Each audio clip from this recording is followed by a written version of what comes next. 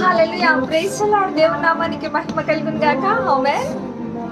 దేవుని వాక్యం ఏమని సెలవిస్తుందంటే, కీర్తనలో 37:4 ఏముందంటే, యెహోవాను బట్టి సంతోషించుము, ఆయన నీ హృదయ వాంఛలను తీర్చును. ఆమేన్. దేవుని బట్టి మనం సంతోషించాలి.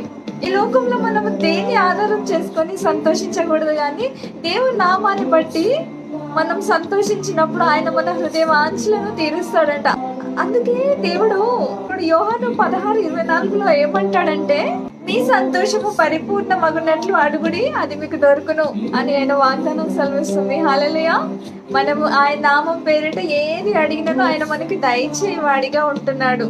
ఈ రోజులలో మనం ఎవరిని, మనకు కావాల్సింది ఎవరిని అడిగినా మనకి ఇవ్వకపోవచ్చు, కానీ యేసయ్యని అడిగితే మనకు ఆయన ప్రతి అవసరాన్ని తీరుస్తాడంట.